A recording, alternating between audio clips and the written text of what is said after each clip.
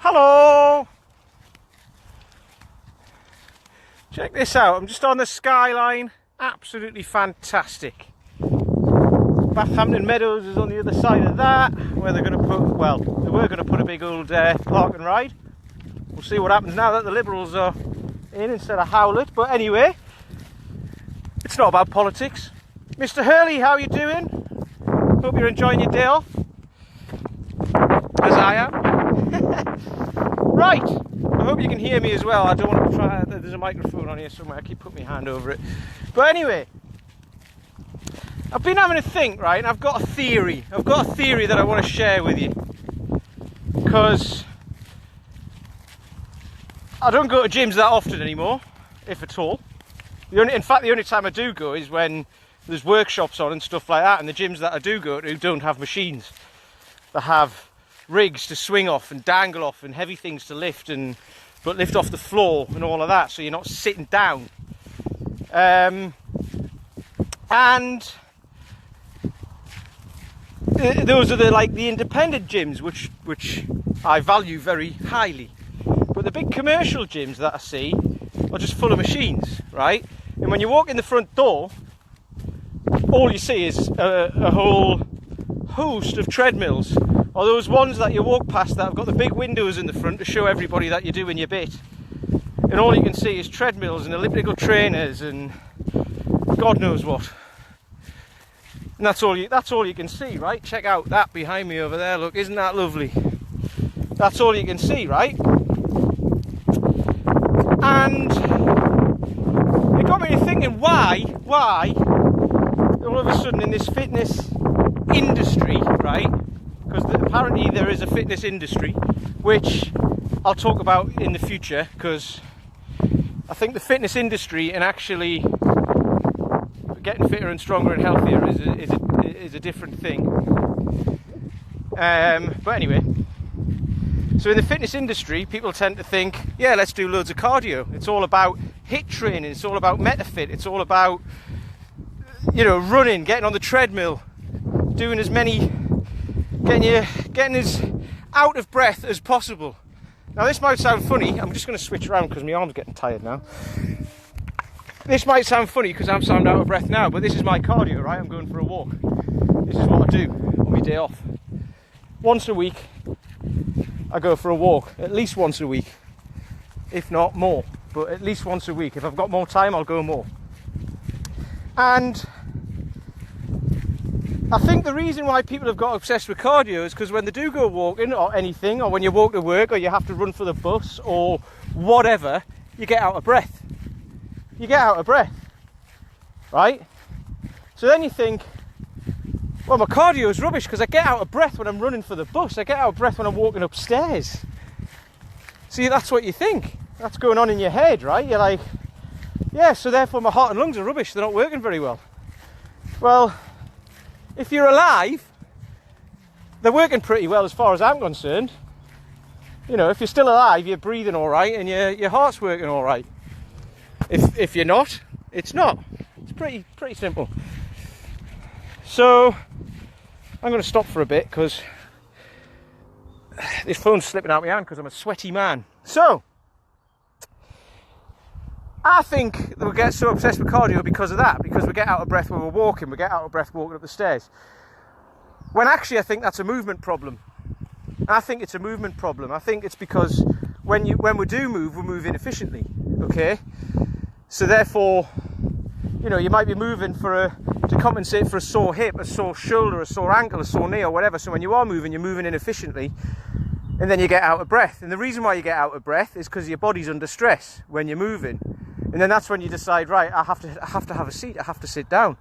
So then you sit down and move less. And then the less you move, the more inefficient you get, the more mobility problems you have, and the more you get out of breath when you do move. So it's kind of like a vicious circle. Okay, one of those. A vicious circle. Hey. Yeah, so I think the reason why we're so obsessed with cardio is because we get out of breath when we're moving. So let's flip that around and think, if you move well, if you learn to move well, won't you become more efficient? So therefore when you do move, you won't get out of breath. So therefore, you don't have to do as much cardio. But what will happen when you do move well is you probably move more often, right? You get to move more often because it'll get easier. So therefore you're doing cardio anyway. You're doing more cardio because you'll be moving. So either way, well, if you just concentrate on doing cardio and trying to move as fast as possible and get out of breath as possible, you're going to end up hurting yourself and getting the opposite of what you want. As opposed to learning to move properly first, then being able to move faster, then you'll get what you want anyway, because you'll be moving. And you will be moving faster, which is what you wanted in the first place, but you won't have to stop. In fact, you'll get better at it. And the reason why I'm talking about this is because I used to do lots of running. Okay, I thought exactly the same a while ago. I used to do lots of running, and I was kind of thought that's the way to get fit. I wanted to lose 3 stone. I don't know why I wanted to lose 3 stone, or why I chose 3 stone, but that's what I wanted to lose, 3 stone. So, sorry, my phone's slipping around all over the shop because I'm a sweaty man. So, I started running, did a couple of half marathons, got sore hips, sore knees, all of that. And then I decided, right, I'm going to get strong instead. I got into strength training, and actually I started to focus on strength and mobility. And more recently stability through Perry Nicholson as well. And I found that strengthens my joints, or strengthens the tendons and ligaments and all that sort of stuff around my joints, so it makes me be able to move more efficiently. So because I can move more efficiently, I can move faster, safely. Hi Claire! Because I can move more efficiently, I can move faster, safely, so I can move more. So I'm out doing the skyline at the minute, right? I did the fan dance on, when was it, Saturday night into Sunday morning, had very little sleep, but slept well, but very little of it. But then I felt fine on Monday. I wasn't tired, I didn't feel any different on a Monday morning than I should have done. And I haven't got any aches or pains, and I'm out walking again now. I could have used the excuse that I did a massive walk on Saturday with a massive pack on my back, so I didn't need to do this. I could have used the excuse that it's fucking hot and I'm sweltering. I could have used that excuse, so no, I'm not going to go and do it because it's too hot and I'm going to sweat, but I can have a shower when I get home, so it doesn't matter. You know, I could have used all the excuses under the sun, but I didn't have to because I felt great. So it was like, right, I'm going to go for a walk. And the reason why I felt great was because I've been doing all the strength training, I've been doing all the mobility work, so therefore I can move faster.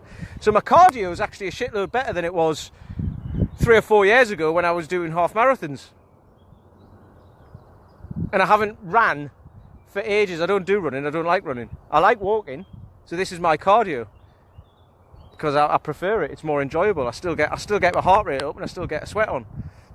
But to get my heart rate higher and to get my cardio workout in, I do kettlebell swings. And that gets my heart rate going. It takes me 20 minutes and I'm done.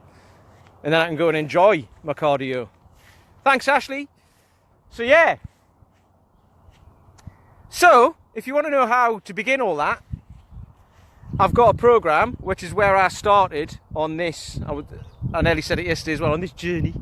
I hate that. You know, where I started anyway, to get strong, so I could then do more. It's all in the program below. So, if you've got any questions, hit me up.